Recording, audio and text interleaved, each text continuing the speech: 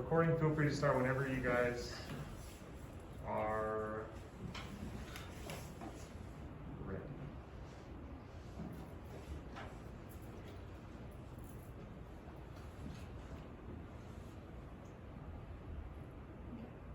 This is our study with your eyes. I'm Emma. I'm Ayana. I'm Jana. I'm Melissa. Okay, so we basically did a study on like what the appeal to nature fallacy is. So this is basically the idea that something can be perceived as good just because it's claimed to be healthy or natural, and something is perceived as bad if it's claimed to be unnatural or unhealthy. So here is the impact of food packaging and what it has on customer preference. So firstly, vibrant food packaging is created to appeal to consumers, and brands intentionally incorporate types of propaganda to emphasize the benefits of the food items through commercials, packaging, and even color scheme. A lot of brands kind of present their food items to be like organic or really healthy, or just overall have like more health benefits. Okay, so what is our research question? We researched how advertisement and presentation can affect one's perception of taste. So, is the hallucination fallacy true? Our hypothesis was that subjects would be more prone to a food based on familiarity with food presentation to public, as opposed to food presentation that's less incorrect.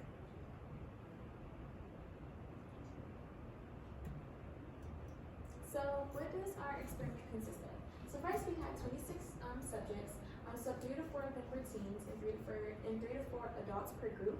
And there were 3 food groups which consisted of hamburgers, salads, and fruits, and 2 logo options per group. So which is, the first one was traditionally light colored. So we used a lot of more of the bright colors. And the one that was kind of considered messy was the dark and neon color one. Okay, so methods, how do we conduct our research? So when we greeted our participants, they have the choice based on their group to choose one of the logos, which is either the light or dark color. So light was associated with our clean, traditional presentation, while dark was associated with like the messy one that they would deem as unhealthy.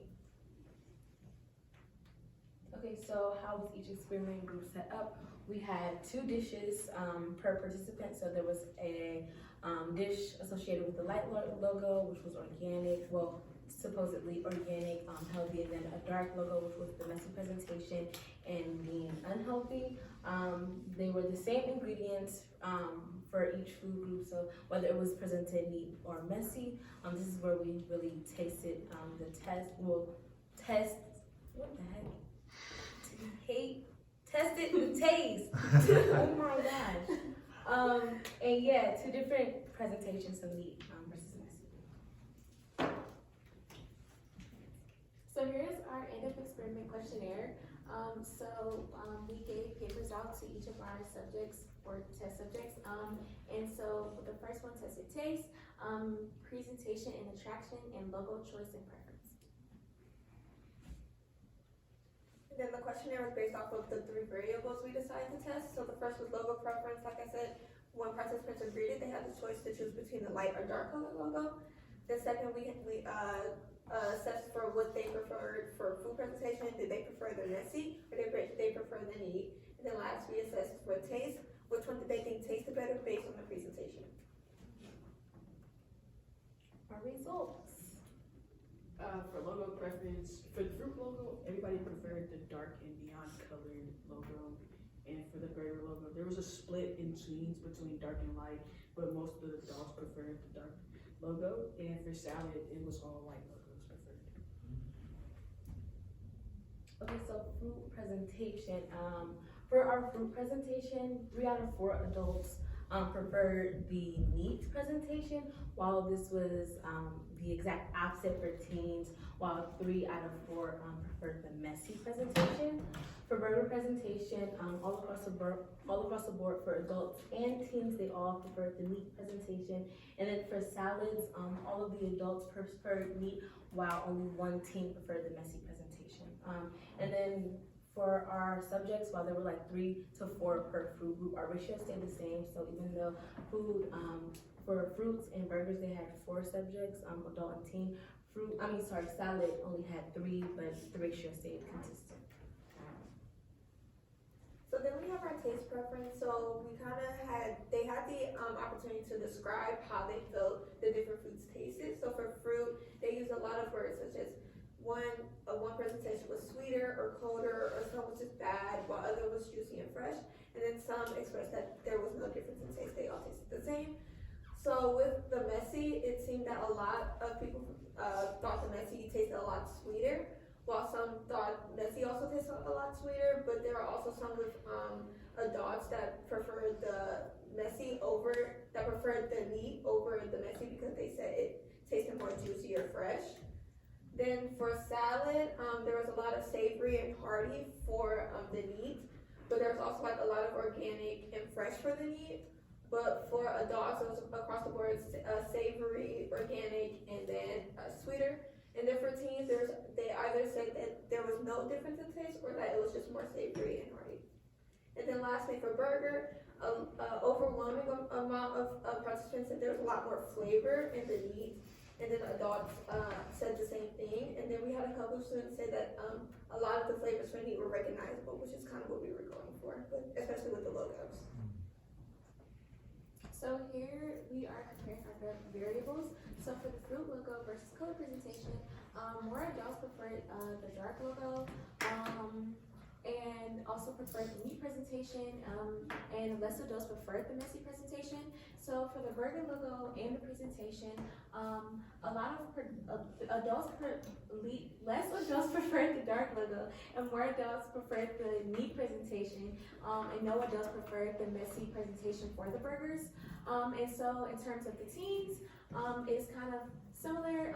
Less teens preferred the dark logo, and more teens preferred the neat presentation. And for the dark logo, for the burger logo versus presentation, a lot less of adults preferred the light logo and preferred the neat presentation. And same thing with the teens. For the salad logo versus presentation, adults prefer more of the light logos, and so the teens also prefer more of the light logos.